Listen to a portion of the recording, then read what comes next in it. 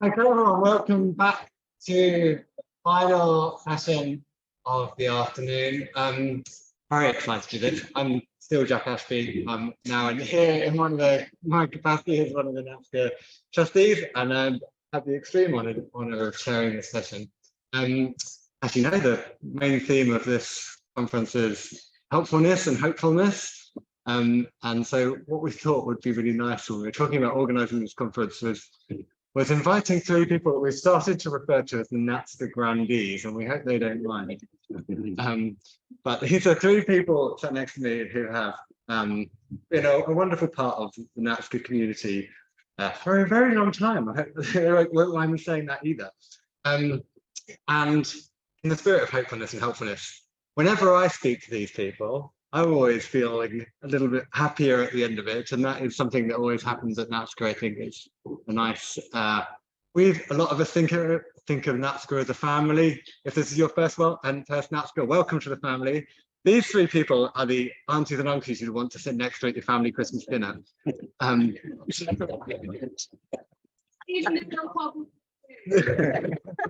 So what we've asked them to do is just to talk for 10 minutes each, just to reflect on their careers, and perhaps in this time where life's all a bit stressful, work's all a bit stressful, hoping these three people are going to give us a bit of perspective from their wonderfully successful careers. So I'm not going to say much more.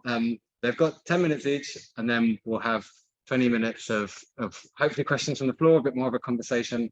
I'm going to hand over first to Maggie Reilly, who for a very long time was the curator of the zoology collections at the Hunterian Museum in Glasgow, and also membership secretary at NatSCA for a very long time too. So Maggie Reilly.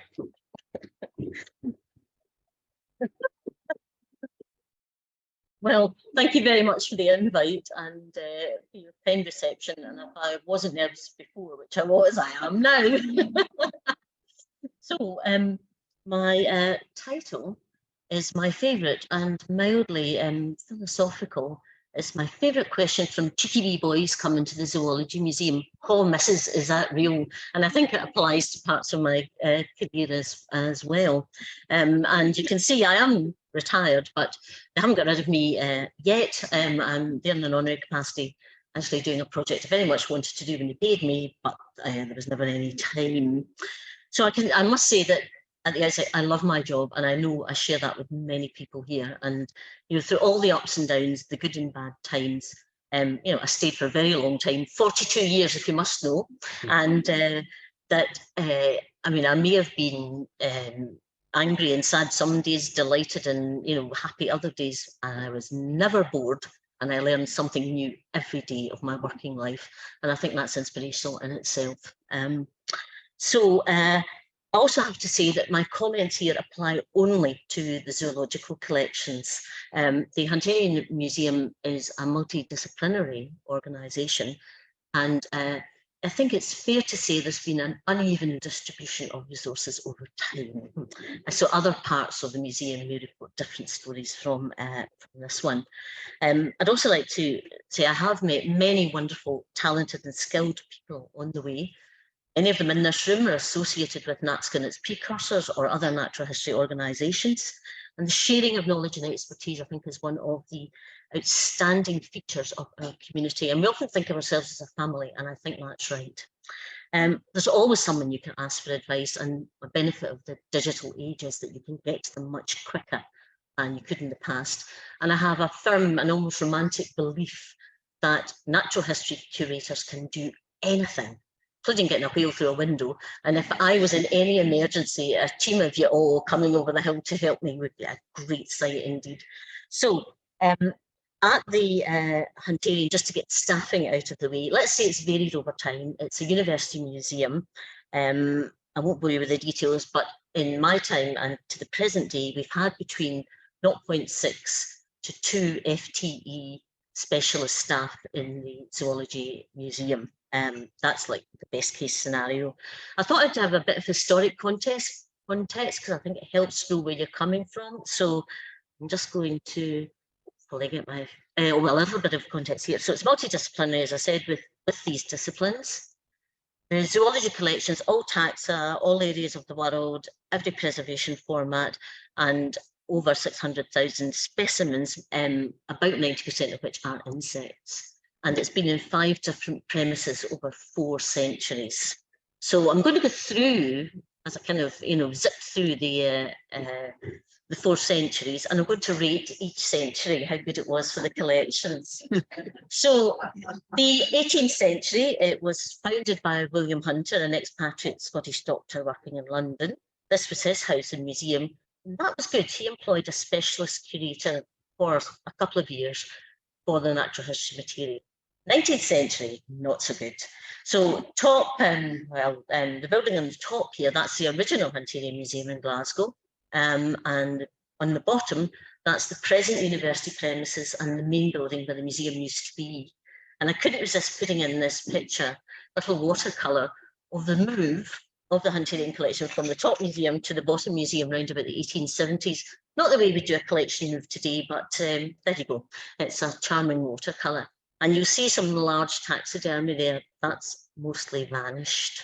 Right. 20th century. Now, I know it can be problematic, let's say, acknowledging dead white men, but the man in this picture is John Graham Kerr, who came to Glasgow as the first Regius Professor of Zoology in 1902, and without him, we would not have a zoology collection today. So he's a kind of hero to me. So by 1923, there was a new zoology department, and the collections were moved from that kind of lined up array of squashed together specimens to this rather beautiful museum that he laid out, managed, instructed, and demanded happened. So that's about from 1935 or so. And in essence, although the building's being mucked about and the museum space is being mucked about, it's kind of like that today, but nothing like as elegant. Right.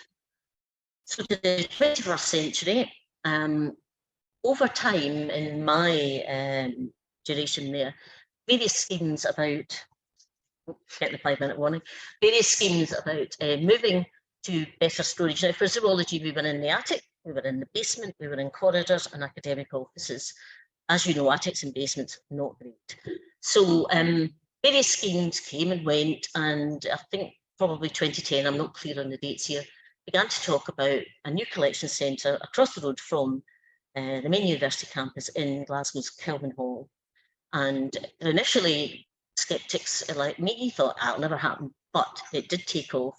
So the last years of my career, really from about 2013 onwards, were taking up planning and doing and being involved in the move to the new collections centre at the Crimmen Hall. And for the zoology collections, this has been very good. We have modern, proper storage to high standards, and all the boxes you want to tick, we tick them. So I've got a picture in there of proper bird skin storage, first time ever, and you'll be perhaps familiar with pictures like that from other store refurbishment projects. So I thought top 3 great things in the job: excellent colleagues and buy-in and support from the Cogney Academic Department, and that has been critical to the Zoology Museum.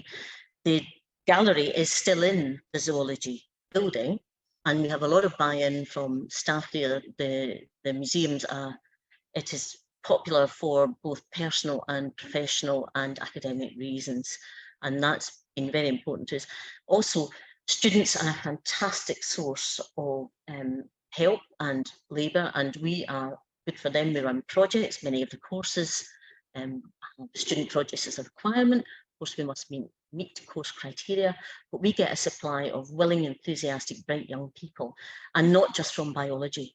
We get them from museology courses, human geography, sort of some art history, that kind of thing. So we benefit greatly from that. As I've said, we've got better storage for the collections now. It's vastly improved.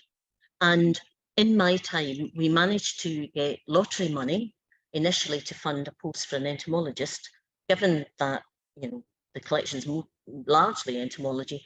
This was critical and should have been there all along. And then we got that post established, and I feel that that was, a vitally important thing to do, and pleased to be able to have done that. So top three crap things. Fire and flood, we survived that. There was a fire in 1988. It happened in the labs above the museum. We didn't get fire damage, we got flood damage.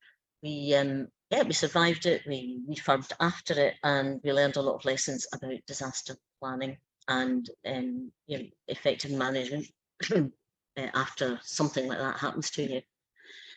Neglect and loss of specimens and records over time. Record keeping has been dismal, I would say, on average in Hunterian, and we saw from talks earlier today just how important historical data, accurate historical data, can be in the kinds of stories we really want to be telling now about our specimens. And for example, in the 19th century, there's a period of 50 years where no accession books have ever been found. So we've got no idea what was going on for our collection at that time. I suppose the last sort of brief I am going to air here is the main zoology museum essentially came into its present format in the 1970s, slightly before my time, and piloted by one of the academic staff who became the honorary assistant keeper, Dr. David Houston. He was a behavioural ecologist and a self-confessed museum nut. And he was the kind of academic who completely engaged with the museum. And so the present setup essentially is more or less what was done in the 1970s. And despite many efforts, we've to date got nowhere with a proper refurb of the building, and there's reasons for that. We can maybe chat about that later. So have I got any words of wisdom? Manage your expectations. You can't correct everything, even in a whole career sometimes, let alone, in project work and so on. Play to your strengths. By that, I think I meant there's lots of work we get to do that we have to do. But if you've got headspace and if there's any agency in you managing your own workload, and there's something that you like, enjoy and get fulfillment doing, if it's field work or about taxonomy, or you like public engagement, try and go for it and grab it. It'll be good for you to do that. Anyone is a good win. I mean, there were days when I found out university stores did some glass vials that were useful to us. Woohoo, win! And seek allies across your organisation as well as outside of it. So not just people you work with, but, we made friends with security staff, the facilities, and well, we used to call it the works department.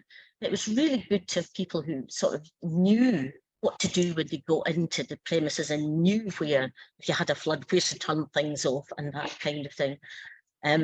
Also, perhaps we'll talk about this in discussion, making having an interaction, a true interaction with management, no matter how difficult that is really important. Be alert to those opportunities, funding, volunteers, students, it's critical. We're all understaffed and we need these external sources of help. The one flag I would say is be aware of tail wagging the dog projects. There's got to be a positive outcome for the museum, for the collections, and for you, because you're going to put a lot of time into managing any project if it's going to happen, properly. And there's one I haven't got here, which is keep your own paper trail. That's very important, particularly in project work. Keep your own paper trail, not just the corporate one. Finally, I found that being a cynical pragmatist with a sense of humour made me the person I am today. So thank you for listening.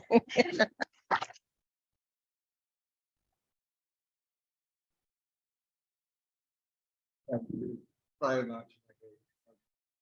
Absolute words of wisdom. And next up, we have Oliver Crimmen, who's been looking after fish collections at the NatSCA Museum. He told me yesterday 50 years. I hope that wasn't inconfident. I'll pass straight over to. I'm sure there isn't a museum with a fish collection. Yeah, it's his career. So, Oliver Crimmen, thanks. Yeah, 50 years in 10 minutes, so we'll be going at half a decade per minute, so hold on to your hats. After a fairly long interview with a panel at the museum, I got the job. It was a lot more straightforward than I think youngsters have these days.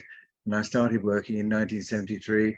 One of the changes I saw quite rapidly is a loss of hair. But I got to work in these fantastic collections, something new to discover every day, right up until now. And that was a great privilege. It was where I had always wanted to work, so this was my dream job. I've seen changes in the staffing of the fish group. This is the 12 of us in 1973, and that's us standing in the, I'm over here, standing in the fish gallery, which you'll notice is what they now call specimen rich. The fish gallery was, the fish group was unusual in having a high complement of women staff, including the great Ethel Winter-Wabers. And generally, I was joining a museum that was largely staffed by men. And I've seen that big change. I could have wished it happened a little faster, actually, but it's great that we've got much more even balance these days. I developed some sort of knowledge of the collections, and before they were moved, some of that has been disrupted by the move to the Darwin Centre, I have to say. James here, who's in the audience, joined me at some point, but that great gang of fish curators you can see has been dwindling very fast.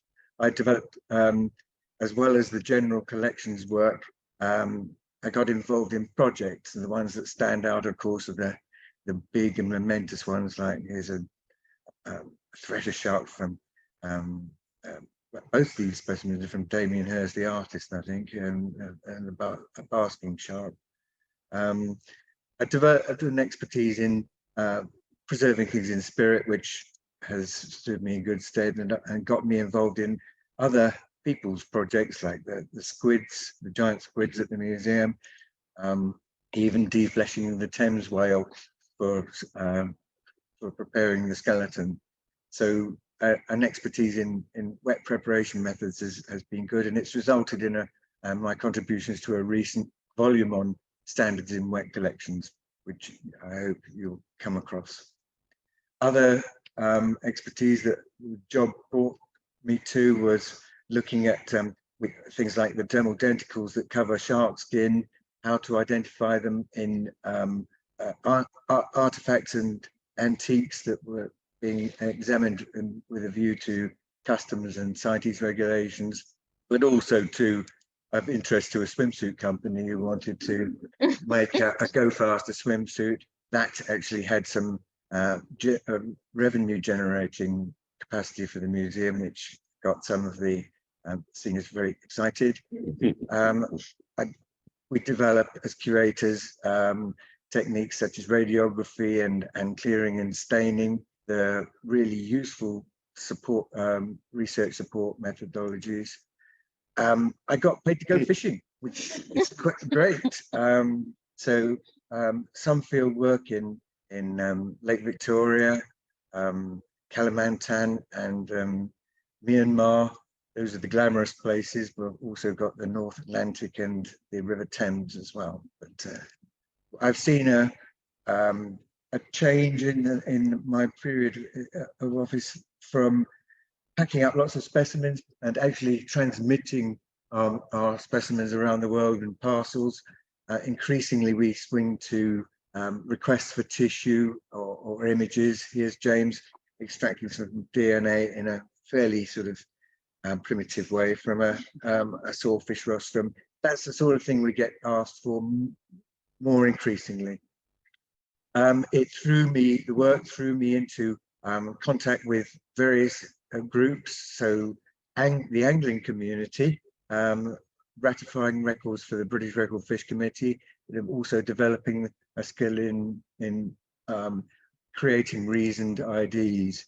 The move to the Darwin Centre in particular also threw us into a much wider public outreach environment, and we've all been exposed sort of in our environment and in the events that we do to much more public audiences, even taking them behind the scenes regularly and displaying the collections directly. We work a lot with exhibitions. That's been a very much more fruitful interchange in recent years, and we rescued a stranded marlin displayed in glycerol in the Hinsey Hall.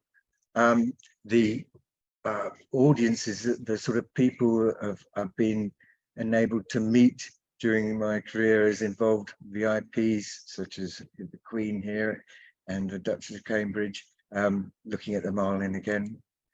I've seen a change from a purely state-funded, very much civil service organisation. These are the early logos. In 1979 particularly, I think, there was a political change which led us into a new world of the business plan or a business structure to the museum, which involved some painful cuts. And we've had various rounds of redundancies and cuts, which I feel a bit of a survivor of. And this new business world led to a change of name to the Natural History Museum from British Museum Natural History. And here you can see the sort of much more business-oriented logos that we play with these days. This one called the zebra's ass, very popular. And of course, the buildings, accommodation has changed somewhat. This hasn't. The Waterhouse building in 1881 is still standing pretty much as it was. We went through a functional kind of building, the old Spirit building, and to some people think there's a deal of architectural vanity in the new buildings, but you can certainly see the change in the sort of corporate input. Some really nice benefits come with that. The alcohol on tap, which sounds a little more enticing than it really is. You use IMS, but it saved a few people's backs. I've seen a change in the galleries from, all right, I wasn't here in 1890, but here's the gaslit galleries, but it did still look pretty much the same when I joined the museum, very specimen rich. Here's the guide to the fish gallery, 175 pages of guidebook to just a fish gallery. Can you imagine that? I don't think the modern exhibitions go in for such a lot of exposition, and you've got, and I don't think it was a guidebook to this at all, the Fantastic Beasts Harry Potter exhibition, but you can see our fine curators here, Roberta, who's in the audience with this, with this mythical beasts hall, and I'm not using pejorative terms like heavyweight or lightweight, but there's been a much more broader audience, attempt to attract a more broader audience with these kind of exhibitions. The stated functions and policy of the museum has also changed very much from a strictly a taxonomic research and public education organization to one with much more sort of global initiatives thought about. And in my time, I've contributed to a number of research papers and been involved in projects. I think I've seen the collections move to an organized and relatively good condition. I'm happy with sort of the progress that's been made in my time. I've had the chance to name a few fish species. I've had a handful of species named after me, including this nice Silurincus olii, actually some little piece of immortality. And generally speaking, I think I've been lucky. I've been surrounded in that time by museum curators, best kind of people, and really good company, including not only the people at the museum, but you folks. I just find talking and interacting with curators has always been good. So I'm happy after my 50 years, and I noticed that we still attract a lot of young people, increasingly on a volunteer basis. So it's still attractive, and I hope it continues to be.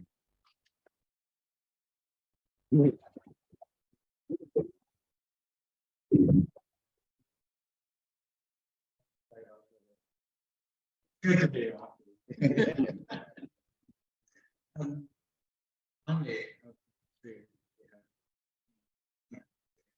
I've been for a very long time keeper. Are you a keeper? Keeper, Natural History, National Museum, Bun. Thank you, Jack. You've had the two sensible people, and as we discussed previously, you know, our careers and our museums overlap an awful lot in parallel. So I won't dwell on the similarities or our total lack of qualification to be sitting here, because I don't think we have any formal qualifications or training or we have a lot of experience. And I suppose that's one, there are many things that have changed over our decades, our sort of collective 130 years. of work in the museum sector. None of us set out quite to be there and wandered in, and we didn't have a career plan or a 5-year plan. Things have changed. You all have to work with that nowadays. We could dwell on so many things and pack an awful lot in. I could dwell on a very long list of inept people that I'll never miss. Some of them historic figures, you know, that we are beardless today, but you know the sort of characters and think, why on earth do they ever work in our institution and lead us to where we are? But we're best to just put that behind us and not to dwell on it. We weren't quite sure when we were chatting about this beforehand what was expected. So is this Silverbacks, begging your presence, ma'am, arguing our way into retirement and back in the day, which I'm sad to say I've heard said about things that I remember happening in our institution, said by younger people in the tea room breaks. But yes, there are, you know, I could dwell, Jack and myself discussed libel earlier, but as you'll know, libel is written and slander is spoken. So I agreed not to libel anybody. But yes, there are people that you may not miss in the history. And many of us have institutions with a couple of 100 years or more behind us. 4 centuries sounds like an awful lot, but yeah, there are actually 4 centuries of stuff. Similar to the Hunterian and the origins of the BM. We had government funding from a different government in a different administration. There was a devolved Irish Parliament in the 1790s, which allowed us to wangle local money with local interests at heart. Nowadays, you'd probably have to go in front of a tribunal and explain where the money came from and why you bought rocks for £1,350 in the 1790s using state funding with no tendering processes. Totally unfamiliar to people today, I suppose. We had an active union with GB. Ireland became part of the United Kingdom formally in 1800. So it's great fun as somebody who was in the UK and isn't anymore, winding people up when they say, we just found this bird. It's the first time ever in the UK. I think I'll go and look up the Irish records and wind them up. We were in the UK then. The bird was in the UK, didn't know it. We had people who were not perhaps very effective in the curatorial history, without naming any names, Jack would be happy to know, but you can't libel the dead. We were led by a chancellor in the 1810s to 33. Is a long story. Any one of these could be a full lecture in its own right. He managed to travel around Europe at Royal Dublin Society expense, collecting specimens from his friends. Interesting job. Then we were led by an absentee who came from Glasgow and went back to Glasgow finally. I think the museum worked out that he actually spent 50% of his time in Glasgow suffering from depression, alcoholism, and various other things. Unfortunately, didn't do too much to the museum in the process, so it survived. We were then led by a hero, and we sometimes do put these brands on people, but sometimes it's just the person at the moment who developed our purpose-built museum that some of you have been to, the Natural History Museum in Dublin, which I checked with the ICZN, and it actually is correct. It's the Dublin one that is the Natural History Museum. The 1877, it was a takeover of what was a society museum, and many museums in the British Isles generally have started out as society museums, enthusiastic people with various interests. We absorbed other museums when the state took over the funding. They were only funding one central point in Ireland for museums. And then in the 1920s, we lost the run of ourselves and left the UK with a bit of bloodletting and a lot of smoke and fire and various other things going on. The main impact on the Natural History Museum was that we lost our keeper, because the director of the museum was sacked that day because his son had taken part in a rising against the British and was executed shortly afterwards. And it was a rather bad show for the director of the museum to have a son like that. The director of the museum came back later in the Irish Free State government as the head of the Department of Arts and got his own back. Watch these spaces, people. You'll have Guy Verhofstadt running you soon. We had a big resources decline. We were no longer part of a big wealthy empire, although we played quite a role in that ourselves in both directions. And in the 1960s, there was a loss of buildings and a dispersal of collections. I just started off looking after the fossil collections. It was in 5 separate buildings in corners and cupboards and everything else, and nobody really knew where it was when I started in the 1980s. And my time, I spent about 50% of my time just as a curator, 50% as the keeper in charge of the natural history department, as Jack reaches for his 5. Back in the day, is getting shorter. We've seen people come and go. Some of them we don't miss in the slightest, and you wish bad things on them, but it's cruel to do that, really. And we shouldn't dwell on this, should we? They do tend to exit at some point, one way or the other. Sometimes you can work with them, sometimes you work around them. Take a deep breath and carry on, is my advice. No bad feelings. It's about the collections. I could go into half an hour on just this one specimen. Fascinating, 1790s, an Irish guy trying to understand how fossils are formed, leaving rotting fish around his house, which his housemaid didn't like. Traveling into the Arctic to go and rescue Franklin and finding out he wasn't there anymore. Shooting polar bears, it's written up. The collections that we have in Dublin are really rich. We're exceedingly lucky, mostly thanks to the general UK taxpayers who developed the museum in the 1870s to 90s in particular. We had a major boom. We've managed to lift ourselves back up a great deal in more recent years in Ireland by doing a number of things, by lobbying basically and engineering our way and being mischievous and not devious, God no. This is the Natural History Museum in Dublin, see, 1900 or so, still there. That's all the public will ever see unless you tell them more. They only ever see your facade. There's thousands of people visiting this museum right now over the weeks, and they will never know unless you tell them. So for me, one of the things that's been most important inside the institution and outside it is that the public only really support what they see and understand. They don't see your 90% of the iceberg that's behind the scenes, so talk about it. And I find as an amateur talker, and 10 minutes is a very short time, Jack, really. TV is fine, but radio is often better. I did 3 radio 15-minute pieces one day while somebody else in the building was doing 2 minutes of television that took something like 3 hours to do. And even then it can end up on the cutting room floor. Radio for me is very good, particularly if you're good at chatting.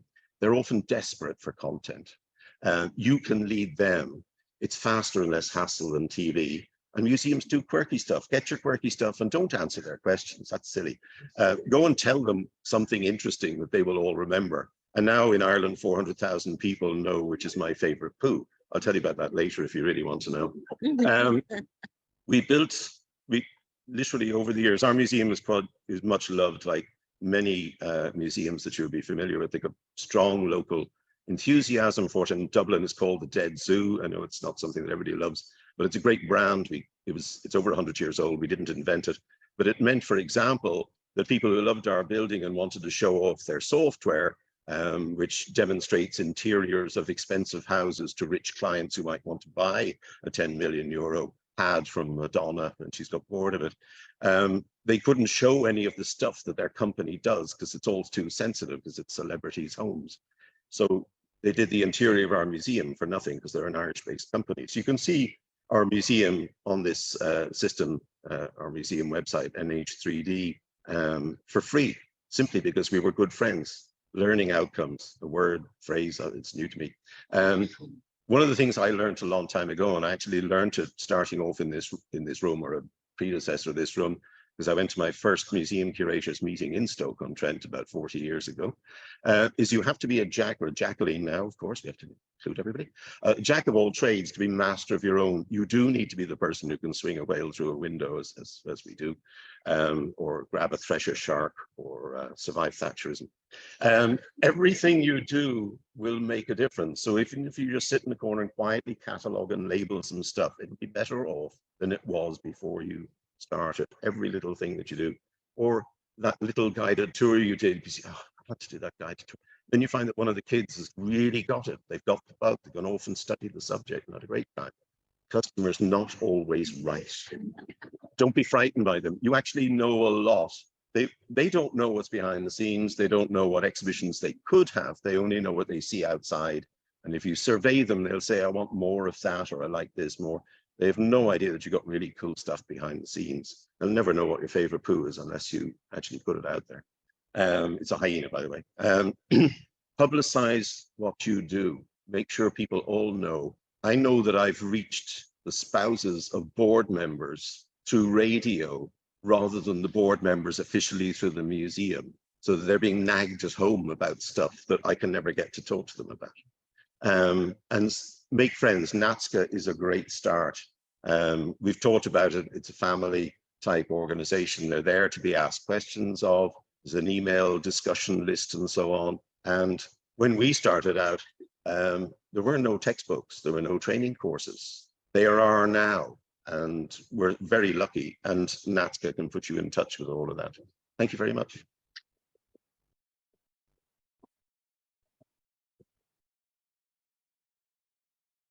Thank you very much indeed. I wonder if there was someone in this room that will be in 40 years time on the stage. Here. So we have time for questions now. That's what I was hoping would happen. Dan is our man. Thank you. It's a two-part question. So, what you have to know is that despite your decades of service in the same institution, you didn't make it to museum director. None of you. And I wonder whether you have a personal choice when somebody was holding you back. And after you answer that, it would be great to also, if you want to be a museum director today, for institutions, what would be the one thing, the one priority thing that you would like to address first? Thank you. Thanks so much. So, whilst Nigel reaches, for the benefit online, despite the people that are being prepared, benefit online, the question was, none of you have made it to museum directors. Was that deliberate? And if you had been museum directors, what would you have done? Well, in my case, it's a small enough country, and I actually had that opportunity on several occasions to apply for a more senior role. I had to be dragged kicking and screaming briefly into the role of head of collections and learning when somebody ran away at short notice, and before they could appoint somebody to do an awful job trying to manage 8 of me. I don't want to manage 1 of me. That's bad enough, but I certainly don't want to manage 8 of me. And it's a totally different role, and I think it's very important in any career to recognize you should play to your strengths. And unless, you know, if I was doing it for the money, I told my friends, if I ever do this, drag me, get me out of there, you know, don't do it. If I was the director, the trick in some ways is to sort of get away with not quite being the director, but get to make a lot of the decisions that do matter by sitting in the groups and speaking up and outmaneuvering the director. As some people in the audience will know, our place suffered from a lack of direction, usually when he was there. You sometimes have to work out how to work around people to get useful things. And one of the most useful things was policy. And it's not the most thrilling, but it was one of the things that I did briefly as head of collections learning, was try to get the policies through. So I got to write some of them. It's great. Yeah, we're none of us in it for the money, are we? And I've had a lot of help not getting anywhere near the top. But I would say keep the people who work directly with collections, keep a reasonable staff complement, and give them some progression. Don't go with just all the new ideas. It's old-fashioned looking after and developing expertise in collections, but it's core and it wants keeping going. It is noticeable that if you look at museum directors, and I don't know if it differs in other countries, rather few natural scientists ever end up there, and it's absolutely not for a lack of talent. And I think maybe we're victims of our own investment, love of collections, when we want to work with them and exploit all the opportunities that they present. And there's never enough time in any professional career to do all of that. I mean, personally, me, it was the last thing I would wanted to have done. And I think probably lacked confidence when I was young. Thought maybe, well, I can't do that. I would say now, having seen rather more of the world, that perhaps I would have been able to do it. There is that thing of brokering relationships, you know, as a university museum, then you're part of the university structure. And the kind of bitter pill is that you do have to engage with management processes and understand them. And at various points in my career, I was drawn into different committees and sitting on, you know, working groups and stuff like that. Yes, you should contribute. But, you know, I certainly didn't love it. And, you know, going to meetings with strategy in the title or, you know, new policy development, I've had to do it in the past. It never lit up my day, but it felt like a duty and necessity. Somebody had to do it. And if you didn't engage, that's when you got cut out of things, and you'd even less chance of getting your share of the court or making an argument to get a share of the court. if I could change things, I'd give all the money to zoology tomorrow in a completely unbalanced kind of way. Brilliant. Okay. Yeah, just got one. Claire. Hi, I think everyone would really like to know your favourite natural science. Claire Brown has asked, what is your favourite natural science collection story? Who wants to start? Well, I've got a kind of, well, I don't mind, I've got, it's not particularly, there's two things. My least favourite natural history objects in our collection are the head and the bum of a porcupine on two separate trophy shields. And I've thought we could put the head in one room and the bum in the other, and that would be just hilarious. However, I've got I suppose it's a story in support of benign neglect of a collection. I'll try and make this brief. William Hunter had a very important insect collection, and came to Glasgow with all the other stuff, about 8,000 specimens. And Johann Christian Fabricius, a Danish entomologist who's called the father of entomology, he was the curator who worked on it, so it's got type specimens and so on. It came to Glasgow and was ignored completely throughout the 19th century. So it survived to this day, and that is a miracle. Little fragile insects. I mean, I know chitin is a very robust material. These are 18th century insects with giant pins through them. So it was ignored completely in the 19th century. And when Graham Kerr, our professor, arrived in 1902, he recognised a bit of it sitting out in a courtyard about to be thrown out. So he kind of said, my good man, pick that up and take it back. And so he rediscovered it, and then it got a bit of attention throughout the 20th century, but from academic entomologists who, the first one, yes, worked on it and published a couple of books. Other academic entomologists worked on other parts of the entomology collection. New material had come in the 20th century. They did it for teaching and research purposes. So again, it was kind of ignored until 1997, when we got lottery money to employ, first of all, Jeff Hancock in, and we will surely win a prize there, but in a temporary position. We established that post, and now we have the lovely Jeanne Robinson in the audience here as our entomologist, and that was a really important thing for us to do. So anyway, I'll hand over. I've talked long enough. It's difficult question. I do remember a day when lifting a very large cylinder full of parrotfishes in alcohol with my boss. He could be a severe man at times, but he was a good, knowledgeable man. We had to, before the days of taps of alcohol in the labs, cart things around very much more manually, and gripping this large cylinder, it started to revolve or slip in our hands in a space where we had no ability to move and put the cylinder down. So we both had to stand there while the cylinder tipped the alcohol down his shirt front, bellying out his jacket with all this parrotfish fat sliding down, and we just had to stand there together and watch it all happen. And you wonder why you never wanted to be here.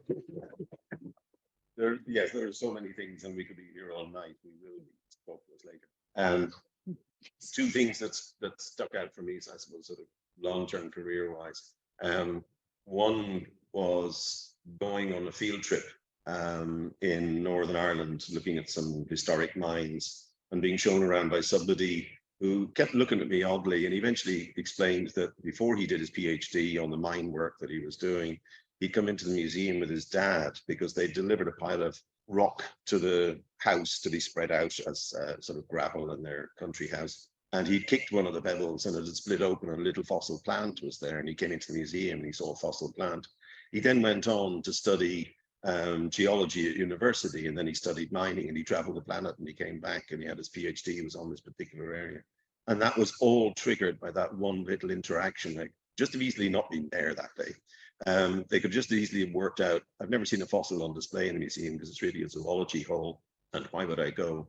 And those interactions, you never know how many of those ripples actually travel out, or what bits of your exhibition are right now impacting on people who are visiting your galleries. And that would be the sort of more academic end, but knowing also that you've got a much loved museum that toddlers love. When I first started working in the museum, it was 20 years after I started working in the museum. So I worked in a different building, and then I started working in the Naturalist Museum when it was a public. So I didn't see the public on an average day for about 19 years. got a lot done. But once you started seeing the public, there seemed to be an awful lot of pregnant women and toddlers and small babies. And then I realized we're beside a maternity hospital with 11,500 births a year. So they have to wait for their classes and their neonatal visits. So maybe that was it. But watching a small little girl walking in with her, she's about this high, with her little cuddly giraffe, no specific brand mentioned, and looking at our giraffe like this and nearly falling over, because she obviously was fairly new to walking, and realizing all of the sweat and the grief of putting that bloody giraffe, the visit to the Netherlands to go and look at it in a car showroom, because it was the only building in town big enough to take a stuffed giraffe in the taxidermist's hometown, that had actually worked and was continuing to work and has been there ever since. Those little things, to me, are the things that matter. As I said already, I try to forget some of the other things. Thank you. Thank you. Does anyone want to ask a final question? One online. Maggie, how do you feel about returning to the museum post-retirement? The question there was for Maggie. How does Maggie feel about returning to the museum after retirement? Well, good actually. I mean, as I said at the start, I love the job. I retired for personal reasons. And it's great because I'm back doing a project on our mollusk collection, which needs a huge amount of attention. And I'm getting to do it. And I couldn't get paid to do it. You know, there was never any time for that. So, you know, and hands-on collection work, I think, remains at the heart of what I really like about museums. So it's almost like a mindful activity for me. And it's kind of another one on, you know, kind of going to the database, another one recorded. So terrific, actually. And also, I don't have to go to any meetings I don't want to. Yep, it's all good. It's all good. And I also think if I'd had to stop dead and give up completely, that I know for some people they just walk away and that's the end of it. But that wouldn't have worked so well for me. You know, I still want involvement with the community. I mean, I guess a day will come, you know, fall off my perch or whatever, and that'll be the end of it. But you know, while I can, I would still like to be doing hands-on collection work. And obviously, I know I have historical information in here. It's another thing, you know, writing down what you know when you're a retiring curator. I did do a handover document, something I certainly never got. I had to find it all out for myself again. But there's a lot of stuff in here that, you know, does need to be kind of recorded, and hopefully that can happen. Right. Thank you. Oh, well, we're bang on 4 o'clock, which is perfect. Before I thank these 3 wonderful people, there's a few little announcements for the evening. First is, if you are leaving us today, if you're not coming tomorrow, that's very sad, but please look out for an email about evaluation. Please also leave your lanyard on the table where you picked it up this morning so we can reuse it next year. If you're coming to dinner, that is at 6:30, is that right? We're slightly nervous that they are very relaxed about the fact that they're like, oh, we'll just do all of your allergies and orders when we get there. That is the plan. There are 60 of us. So please arrive on time, 6:30 at Reilly. Hopefully you know where that is. Immediately now is drinks out there, which is exciting. We can continue these conversations. If you are looking for something to do, we've only got until 5 in there. If you're looking for something to do between dinner, or if you're not coming to dinner at 5 o'clock, we suggest going to the Victoria Lounge, which is where some of us went last night. That is immediately come out the front door, turn right, and immediately turn left, and it's an inauspicious looking door on the left, not the massive Victoria Hall in front of you. Victoria Lounge on your left. I don't know why Claire. Tiny bit of admin on dinner, and that is please pay for the drinks. Thank you. So ask the waiter to get the bill, please. We've got some money.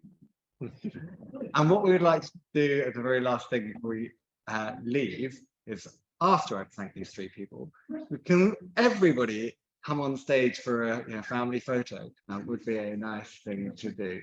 But talking of family, here they are. Thank you so much to Nigel Monaghan, Crimmen, Maggie Reilly for sharing those wonderful stories and just being a genuine inspiration all of the time. Well, thank you to them. thank you.